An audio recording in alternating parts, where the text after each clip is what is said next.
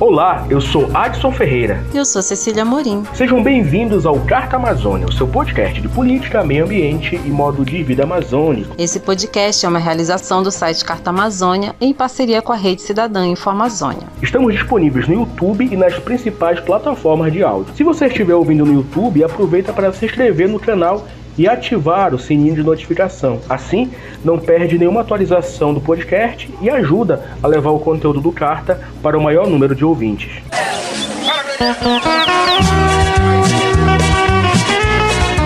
Carta Amazônia, o podcast das multivozes. E nesta edição, vamos falar a respeito da desinformação sobre a Amazônia.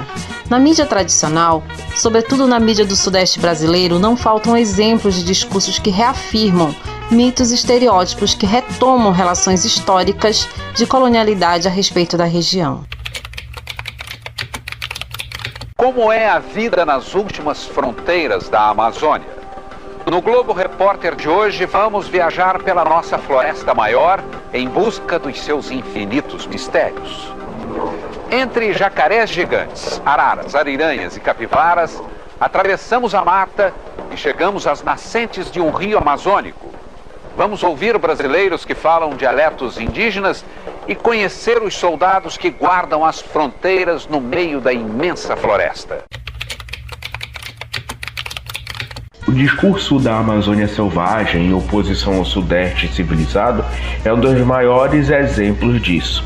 E para nos ajudar a entender como essas narrativas produzidas pelo jornalismo do Sudeste reforçam os mitos e estereótipos sobre o modo de vida amazônico, o programa recebe a pesquisadora e doutora em Ciências da Comunicação, Vânia Torres. Vânia tem uma longa experiência enquanto jornalista de televisão em emissoras de Belém e desde 2002 forma jornalistas e publicitários em instituições de ensino superior. Atualmente ela é professora da Faculdade de Comunicação e do Programa de Pós-Graduação em Comunicação, Cultura e Amazônia da Universidade Federal do Pará. Olá, Vânia, muito obrigado por aceitar o nosso convite. Seja bem-vinda ao Carta Amazônia. No livro A Sombra da Floresta, a Amazônia no Jornalismo de Televisão, lançado recentemente, você analisa diversas reportagens sobre a região amazônica exibidas pelos telejornais da Rede Globo. A partir dessas análises, como a imagem da Amazônia é descrita pelos jornalistas do Sudeste? O livro A Sombra da Floresta, ele resulta de uma análise, de uma tese de doutorado, portanto 4 anos de pesquisa científica acadêmica, onde eu analiso séries de TV e as séries escolhidas foram da Rede Globo de televisão exibidas em rede nacional, portanto nos jornais ditos de rede, exibidos para todo o território nacional. E em linhas gerais, a imagem que se tem da Amazônia, Amazônia como território brasileiro, Amazônia como propriedade, mas principalmente quando se fala dos sujeitos amazônicos, é uma imagem que coloca os sujeitos muito distantes de serem protagonistas, os personagens, entre aspas, procurados pelos repórteres, porque eles vêm com pautas, ou seja, com planejamentos de reportagem a serem cumpridas aqui. Geralmente os repórteres são de fora, nas reportagens que eu analisei, e eles se deslocam ao interior, passa pela capital, ou Belém, ou Manaus, ou Rio Branco, no Acre, Porto Velho, Rondônia, passa pelas capitais, mas o objetivo sempre é para o interior, porque a Amazônia, para eles, é sempre essa floresta, esse lugar distante, esse lugar atrasado. Então, os sujeitos que eles procuram para as pautas, para serem os personagens dessas matérias, são os sujeitos que moram, nesse típico lugar de floresta. Por isso que o título do trabalho é A Sombra da Floresta. O que salta aos olhos nas reportagens é a floresta, os recursos da floresta, essa floresta vista do alto, É aquela imagem clássica que, se você digitar a palavra Amazônia no Google, vai aparecer a mesma imagem, onde você vê só floresta cortadas por rios, ou seja, invisibilidade humana. A Amazônia ainda é vista, né, como um grande e imenso vazio, sendo que nós somos muitos milhões de pessoas, né? Sempre fomos. No livro você também fala que a Amazônia dos telejornais nacionais aparece com o outro do Brasil, ou seja, como alteridade e não como identidade.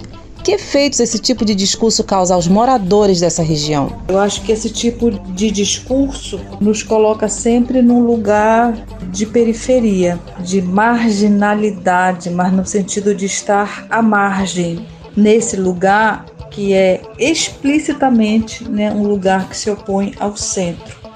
Né? Então, o centro-sudestino, leia-se Rio e São Paulo, onde essas matérias são produzidas, como se eles fossem o Brasil e as demais regiões o resto. Né? Só como eu não analisei as demais regiões, eu não posso falar, mas eu posso falar sobre essa Amazônia construída, narrada, que com certeza causa desconforto. E esse desconforto a gente pode ver em vários sentidos. Eu tenho orientado projetos de mestrado, de doutorado, e essa é uma discussão constante. Nós não somos vistos por esse Brasil sudestino, hegemônico, como protagonistas. Nós não somos vistos, por exemplo, como pesquisadores que pensam, que produzem conhecimento.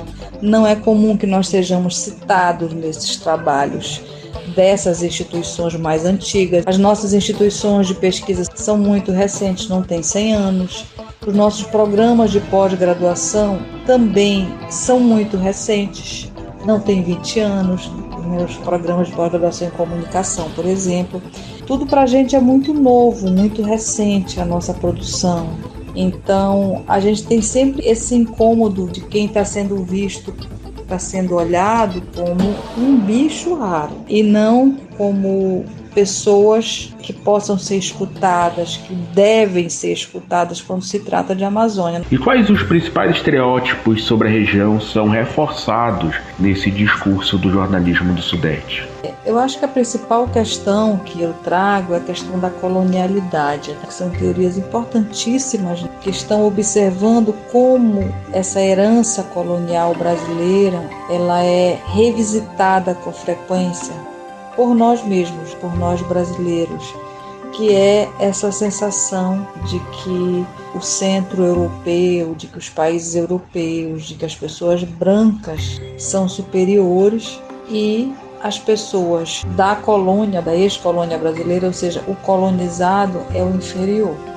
Mas eu também observo que há uma colonialidade interna, uma colonialidade exatamente como se esse Sudeste fosse a colônia, a Amazônia fosse o colonizado.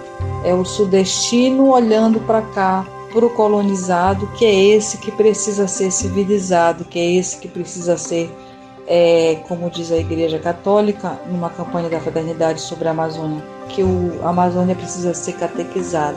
Então, o Amazônia precisa ser trazido a esse mundo do conhecimento letrado, como se aqui só houvesse sujeitos iletrados e como se o letramento fosse o único conhecimento possível. Então, os saberes locais, o seringueiro, o pescador, o ribeirinho, esses conhecimentos locais, eles são invisibilizados, eles são ignorados pelos jornalistas que vêm de fora, né? Estou falando a partir do material que eu analisei. É muito mais uma tentativa de fazer uma comparação entre esse conhecimento do colonizador com esse conhecimento local. Então, assim, o senhor não tem televisão, mas o senhor não conhece os atores da Globo? Numa pergunta clara, por exemplo, do repórter Marcelo Canelas para um entrevistado que mora no interior do que não tem televisão. O senhor não conhece a Fernanda Montenegro? Então, é uma sequência de negações e de negativas que diminuem o outro, né? Diminui demais. E esse saber, esse conhecimento desse homem sobre a floresta, que é uma potência. Quem vem salvando a floresta amazônica são as populações locais, são os indígenas, que sempre souberam cuidar dessa floresta, sempre tiveram saberes e conhecimentos e respeito pela mata, respeito pelos rios, respeito pelas leis do planeta, pelas leis do universo. É exatamente o homem branco capitalista de fora que vem com essa ganância de meter a mão nessa riqueza. Há um profundo desrespeito sobre esse conhecimento local, um profundo desconhecimento, né? E uma reiteração desse desinteresse sobre as questões locais. Como o jornalismo produzido na Amazônia pode ajudar a desconstruir esses mitos e estereótipos propagados pela mídia do Sudeste? A gente está muito capacitado a fazer isso, a gente precisa se organizar melhor. Temos vários cursos de jornalismo aqui, tanto no setor público quanto no setor privado. A gente tem novas gerações, né? Vocês mesmos fazendo esse trabalho é muito importante, com esse novo olhar. Nós temos muitos jornalistas hoje na pós-graduação, estudando a Amazônia, pensando esse lugar. Eu acho que a gente tem esse papel, sim, de desconstruir, né? Trazendo informação, mostrando que podemos produzir, que podemos, porque somos guardiões desse lugar, historicamente somos guardiões dessa energia indígena que nos fortalece, né? Dessas questões tão fortes para a gente, né? Dessa herança tupinambá. A gente tem muitas questões que nos apontam possibilidades de que conhecemos as dores, nós conhecemos as distâncias, nós conhecemos todos esses saberes e a gente precisa mostrar para o mundo que isso aqui não é essa floresta.